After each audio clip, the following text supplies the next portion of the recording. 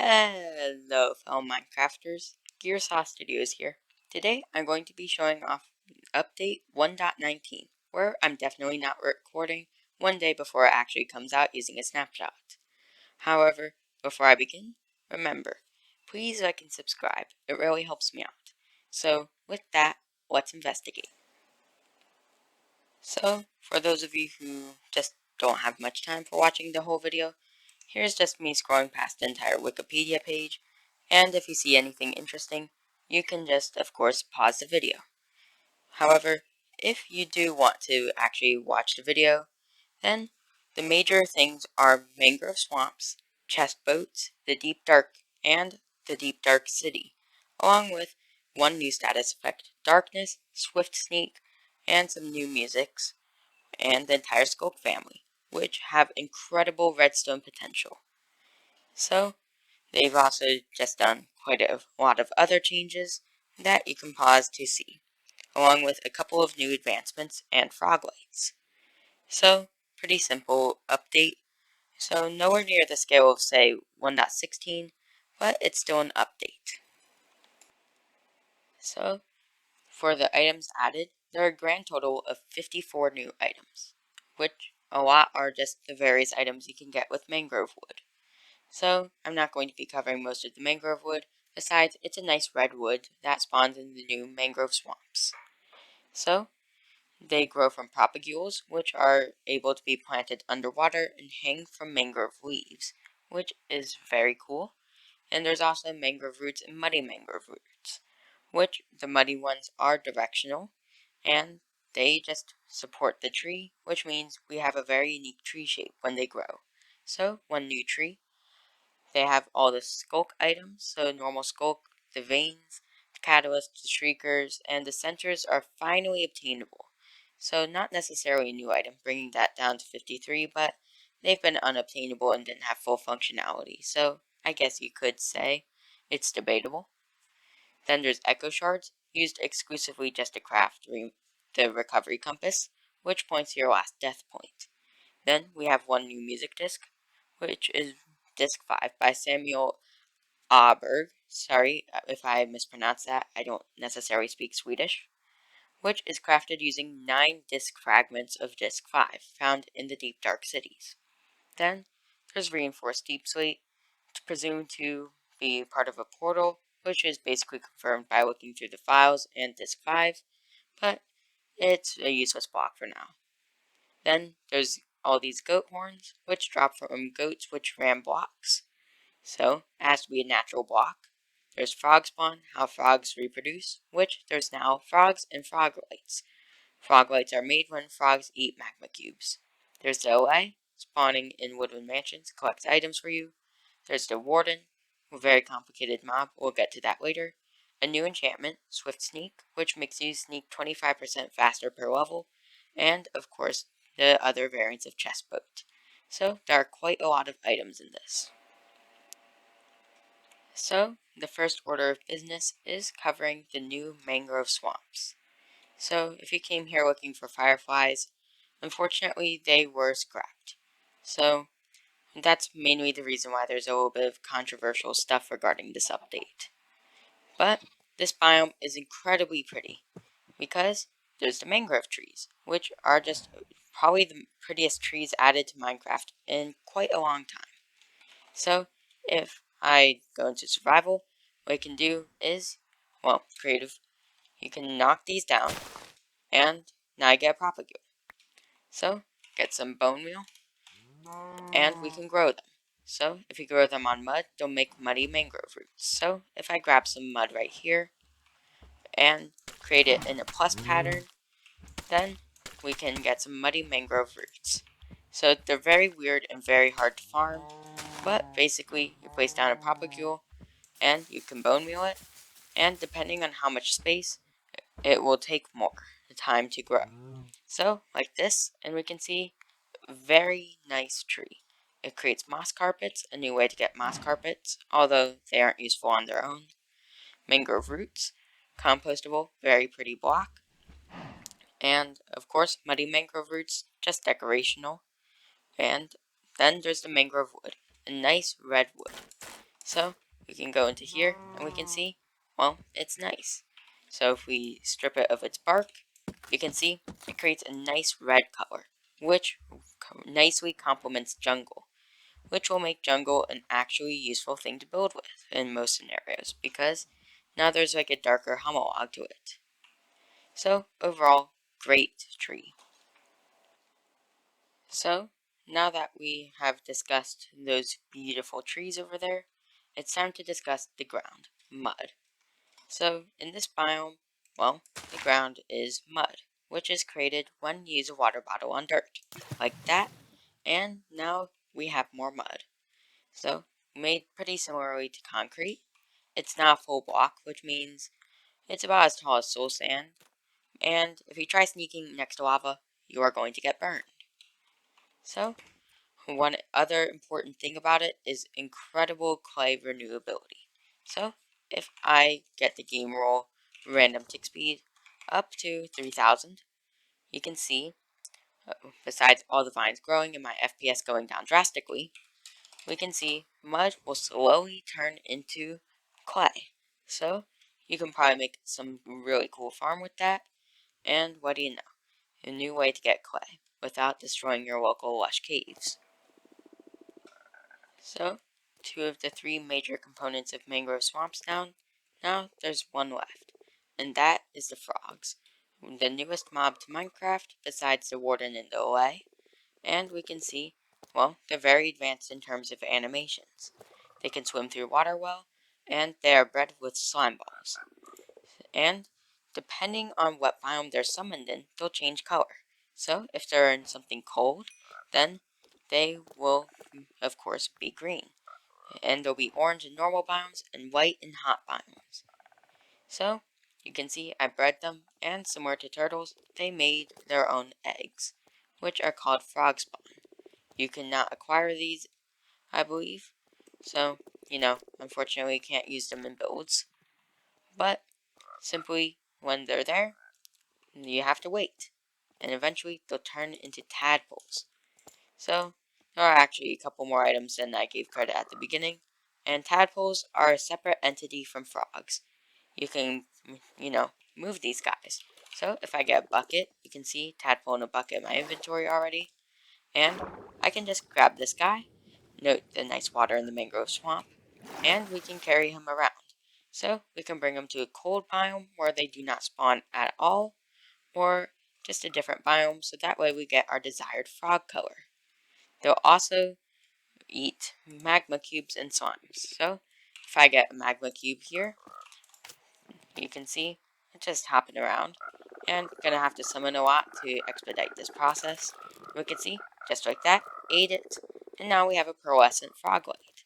So depending on the kind of frog you have, we'll create a different kind of froglet, which are relatively simple blocks. So if I get some other froglets, verdinate and autre, which come from different frogs, we can see they're directional, and they're really not all that remarkable. They're just a nice new directional block. So, with those things covered with the mangrove swamp, there are a couple of other details with it. Like a normal swamp, it can summon slimes on certain moon phases. So, you can build your slime farms here using the new brown mushroom technology, thanks Mango. And we can see, well, has a lot of vines here, lava pools spawn as normal, and an important detail, tropical fish spawn here. So, you can yet again get your nice tropical fish here. So, because there's not a crazy amount of water here, they're relatively easy to get. So, it's an alternative to going to a lukewarm ocean. However, those are bound to be near here because, of course, mangrove swamps only spawn in warm areas. So, overall, a nice biome. It cannot summon animals besides frogs, and there's bee nests on trees because apparently propagules are a form of flower. So, growing a mangrove tree always can summon a bee nest. And you might be able to, get froglights if you know how to use the frogs correctly with the magma cubes. And each one drops a different one, of course. Pearlescent for warm, the verdant ones drop from cold ones, and ultra from the normal and orange frogs. So, yeah, a very nice biome. I can't wait to see what people do with the mangrove wood. So, a welcome addition to the game. So, in order to traverse those mangrove swamps, you might want to take your newest ride, the boat chest. Well, chest with boat. So, of course, they're exactly what you think they are. They're just chests with boats, boats with chests. And they come in all 7 varieties of overworld wood. And you can sail around with them. However, they can only store 1 passenger because the other passenger is a chest. So, the chest works exactly like you think it would. It's just a chest. So you can sail around, goes normal speed, you can even ice boat with it. Although I'm not entirely sure why you'd use your chest boat to do that. But one important factor is it can receive and take items. So just a demonstration to prove its functionality, I'm going to fill this up with all Skulk, say we may or may not have done some bad things in the deep dark, and look, it goes away 4 at a time. So you can unload these with relative speed, and of course, they'll work with hopper minecarts. So you can unload these things in record time, which makes them a handy asset for transporting items manually. So, wandering through the Woodland Mansion halls, you might hear a new, relatively mysterious noise. So, you can hear it now, and that is the other newest mob. So, going to get some lighting here. The way. So, inside Woodland Mansion jails and Pillager Outpost jails, you can find the way, which are these whimsical mobs that just are trapped. And they're very unique, and they have a lot going for them. They're voted in from the mob vote, and they look for items for you. And they have a very good regeneration, so if I were to attack this repeatedly, I simply would not be able to kill it with just my fist, because they regenerate a heart every second. So you won't accidentally kill it, and most other sources won't accidentally kill it unless it's lava. So, if I give it an item, it'll look for that item. So, if I drop around some sand, then it's going to pick up the sand for me, and it can hold up to 1 stack. Then it will give it to me. And what do you know? It's a very useful mob because it's going to collect everything. So, say you're sand mining, give it some sand, it'll pick up everything you miss.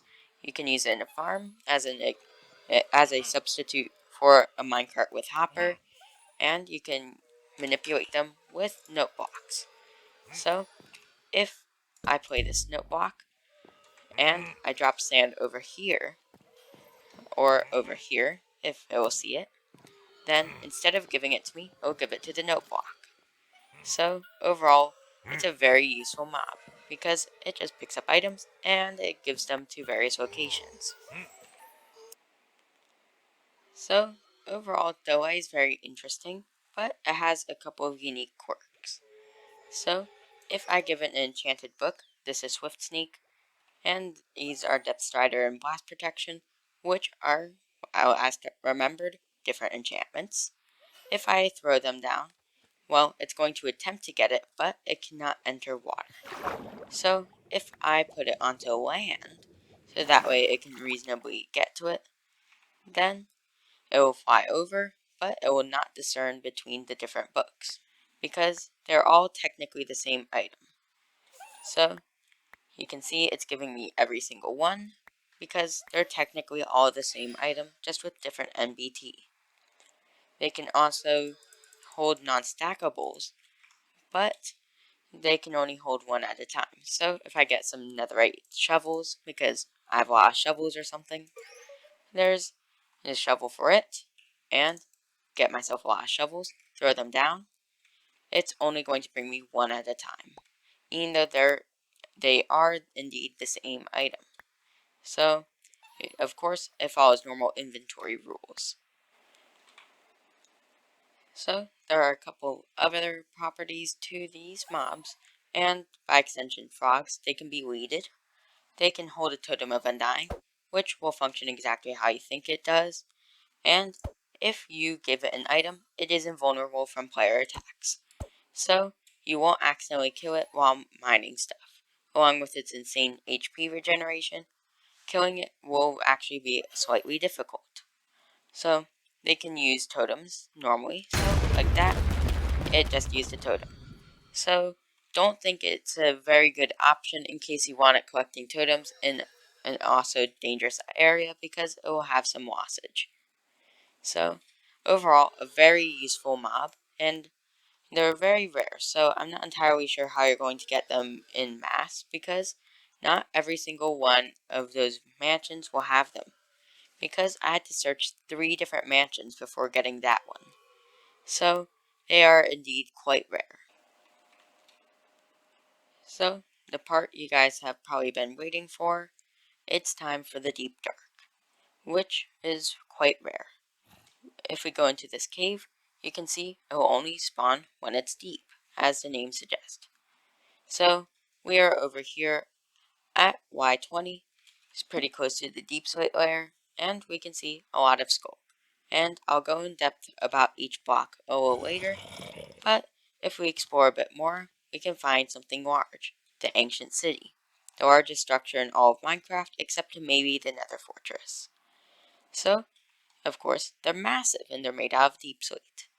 And they're just really cool looking. I recently made a tutorial covering how to build one, so in case you're interested in that, you can just look at the card in the top right and click on that. And we can see, well, it's massive and it has this cool thing in the middle. It looks like this should be a portal, but unfortunately it has no purpose right now. However, it might be getting a purpose a little bit later.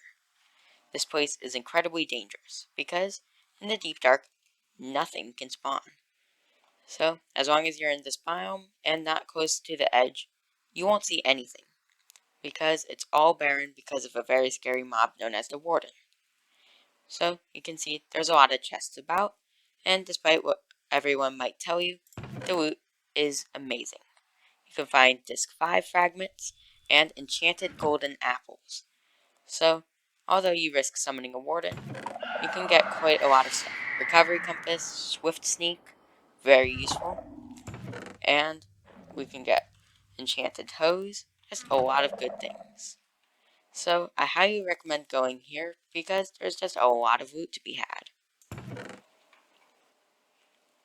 So, just looking around in this ancient city, there is quite a bit going on. And just a little bit more exploration, we can see there's these various blocks: Sensor, Shrieker, and Catalyst, along with the normal Skulk and its veins. So, they are very useful for various mechanical things, but you need to be careful because there's a Shrieker.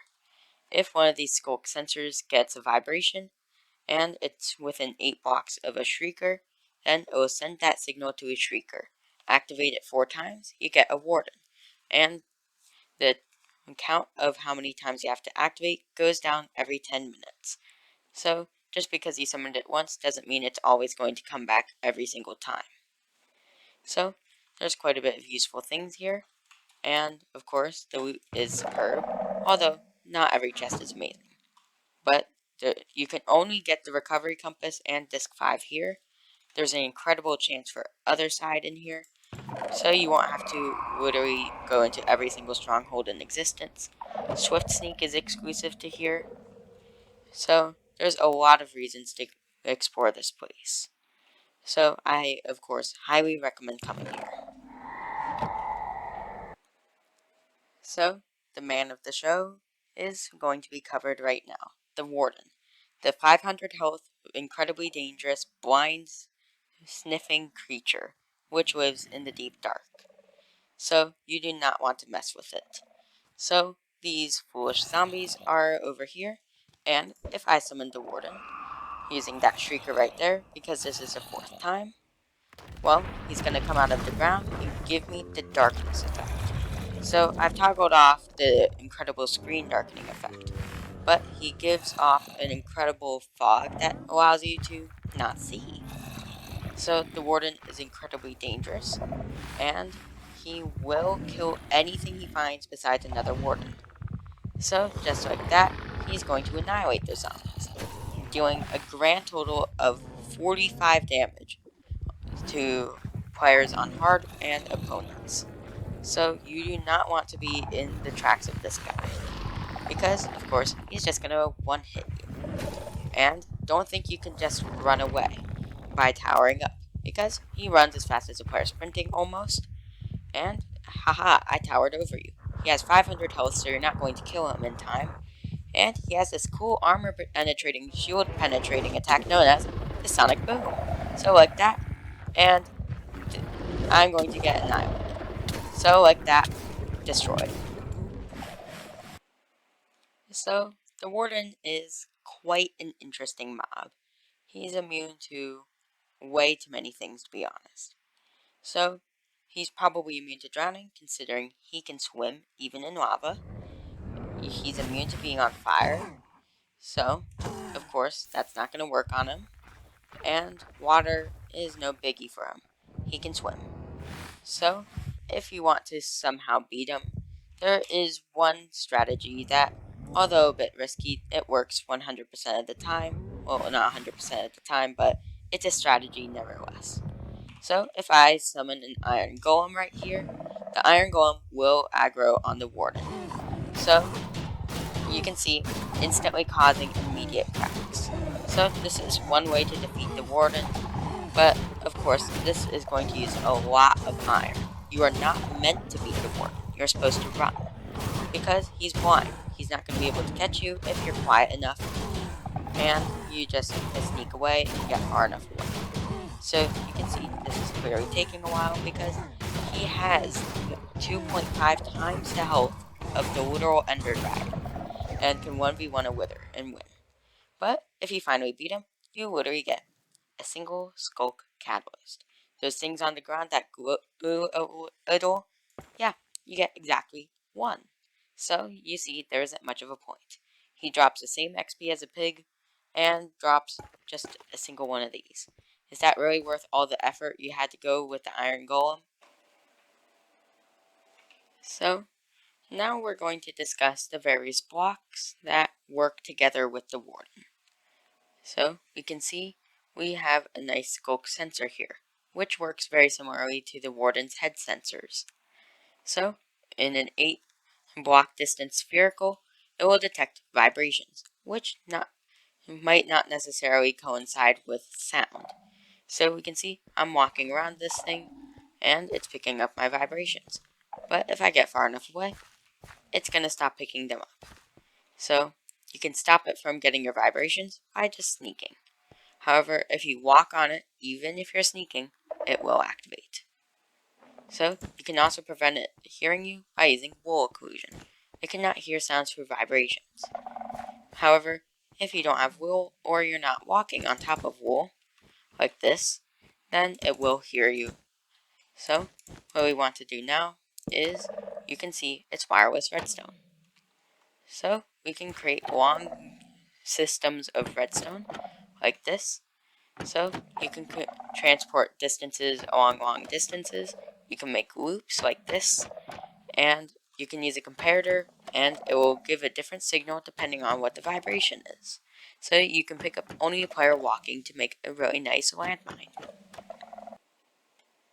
So we now know about the sensor, and the other thing that works together to summon a Warden is the Shrieker. The Shrieker cannot hear stuff, but the sensor will transport vibrations, like this. You can see, sense the vibration, makes a scary noise at the Shrieker, and if this was a naturally generated Shrieker, it would summon a Warden. So player placed ones won't work unless you have a debug stick, where I can just rewire it to make it a naturally summoned one. So it will change its texture if it's a real one or just a fake one. So you can see the souls go a different direction and they're brighter. So make a sound here, well, vibration. Then this one will actually summon a Warden and give darkness if I was in survival. So the Warden is not being summoned because I've waited a while, but overall it's a pretty scary block, and you can make a Warden farm with this, which will produce those catalysts. So it's pretty worthwhile to keep a couple around to make that farm. So, for the final significant Skulk block with a very useful component, we have the Skulk Catalyst.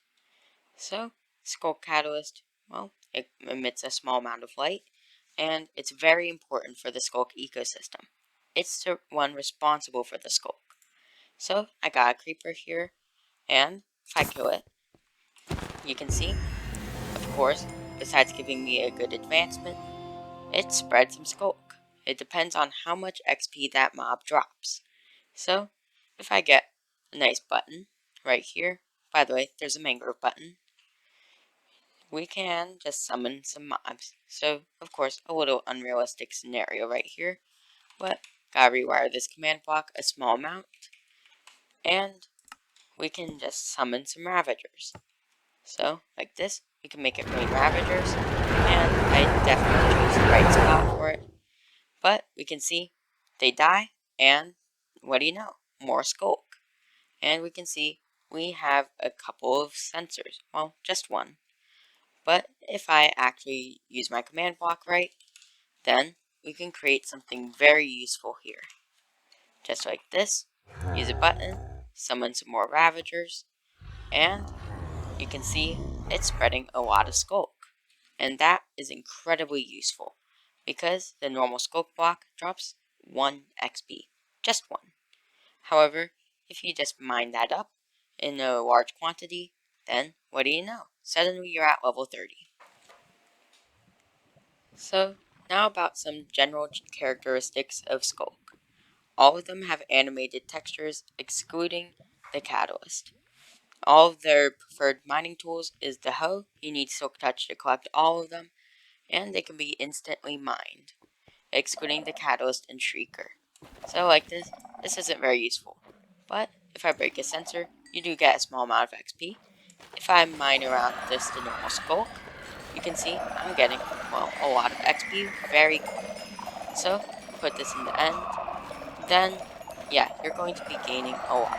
And those Shriekers, you can ignore them. They're not real ones, because they were generated by a catalyst. So, all of this sounds great, but how are you supposed to get all this without summoning a Warden? Well, it's actually relatively simple. For the icebox rooms, you can usually stand one Shriek, because that will not summon a Warden. And for normal rooms, if we're just in survival, we can just surround the Shriekers in wool. So, surround it in wool, and no problem. Surround the chest in wool, and hook. Opening it, no problem. And, of course, we can destroy the Shrieker itself, so no issues happen. So, it's actually relatively easy to get around here. Just sneak, and if you summon a Warden, run. Because even if you do something dumb, like here, just summoning a Warden, which is exactly 3 blocks away, it's still relatively easy to handle. So if I just run, like my life depends on it, which it does in game, what do you know? I am now safe from a Warden, because I can just run as fast as I can. And now I'm free. You see, the darkness effect is gone, so no issues presented. Very easy to evade a Warden. So, final tidbit about the Warden. If you are very dedicated to defeating that Warden, there is one strategy you can use that has an almost 100% chance of success, granted that you have a golden apple. So, I have to get myself a golden apple, just a normal one. And if you are that dedicated to defeating a Warden, so summon one right there, hit it with a snowball so it's angry, drink a strength potion, and just hitting it repeatedly will work. Although it has a sonic boom, you can usually deal with it because it only deals 5 damage, like that. So, you can see I'm doing a significant amount of damage, and eat a golden apple, and go right back to attacking. So, if you do it wrong like me and not hit constantly, then you will die. But you can see it dealt a ton of damage. So, it does work, I just did it wrong. Because the sonic boom will just deal a lot of damage because it bypasses armor and even protection. But still, it's a very easy way to deal with it if you are that dedicated. So, with that cool biome out of the way, yet more items that I forgot in the intro, the packed mud. So, the packed muds, well, it includes packed mud and mud bricks. Both very neat blocks. They're slightly on the expensive side though, using mud and wheat to create packed mud. So, wheat farming is a lot more useful now because packed mud's a pretty useful block in general for decoration. So, do it like that. Now I got the brick version, and you can also craft those muddy mangrove roots. So, that's pretty much most of the recipes. But, of course, there's still a couple more. There's the echo shards, which can be crafted into a recovery compass. And if I just get 9 pieces of disc 5, I can create disc 5. So, in order to create recovery compass, just 8 echo shards and a compass. Now recovery compass points to where you last died. And 9 pieces of disc 5, and now you have a full disc 5. So, overall, very nice. So, for this update's advancements, there are a total of 6. So, we have Sneak 100, nice reference, where if you just sneak near a Skulk Sensor or Warden, it won't hear you, then you'll get this advancement. So, a little bit of a hint on how to evade those. Then, if we go up on the Advancements Adventure tab, it spreads, just kill a mob near a Skulk Catalyst, so that way it spreads to Skulk. Then, for in Husbandry, You've Got a Friend in Me, have OAs deliver items to you, or in a way drop a KCAD note block to get Birthday Song. Then, there's the last 2, when the squad hops into town. So, get all frog variants on a lead. It doesn't have to be all at once, just get them all on a lead at some point. And, with our powers combined, get all the frog lights in your inventory. And I'm not sure if that's all at once, or you just need to get them in general. I believe that's just get them in general. So, all very easy advancements that should not pose much of a threat for all advancement runs, excluding the fact that darkness is now needed for how did we get here. So, rest in peace, speedrunners. So, there are a couple of new items known as goat horns, and they drop from goats ramming blocks. So, the blocks they ram are naturally generated and can only be naturally generated, or else they will not ram that. Each goat can drop 2, and 4 of them are exclusive to normal goats, and the other 4 are exclusive to screaming ones. And the first 4 I'm going to play dropped by normal, last 4 dropped by screaming. And one of them is literally just a THX sound effect, which is quite hilarious. So here are them being played.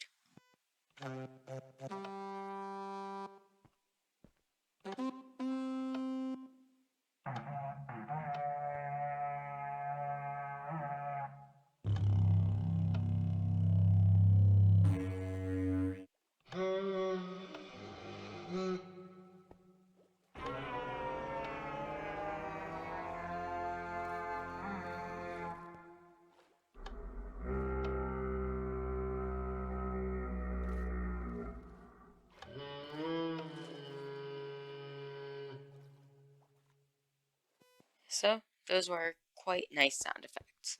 So, of course, one of them being the THX sound effect, but goat horn, which I find absolutely hilarious. And another change, which is arguably more important than goat horns and absolutely game changing. The fact that insert thing in minecart no longer splits into 2 separate items. So, you can now recycle these. This is absolutely game changing. You can fill all your stuff up into a minecart chest, break the chest, now all the stuff is on the ground again. So, you can now get some seriously complicated but powerful systems into the game. And the splashes of this update, a couple of them have been added and one has been removed. So, Shriek like a Skulk Shrieker, who let the frogs out, Ribbit, Croak Team, from Minecraft Live, that one Jeb meme. No! Flower Forest, TM Perfume, because of a deep, dark teaser of why the Warden couldn't smell anything. Hat Fridays, and they removed this thing in Russian. Unfortunately, I could not read or speak Russian, but it is Hello Russia, which of course is translated but removed for obvious reasons if you've looked at recent news. So, of course, that's just a couple of good changes, and especially this one, which is absolutely game-changing. For the final thing I'm going to cover, I'm going to be covering Disc 5. And if you want to listen to the rest of the tracks of 1.19, and one that was made for 1.18 but got cut because Deep Dark had to be moved, then look in the description down below. So here's Disc 5. It is just about as scary as Disc 11, so you might want to skip it.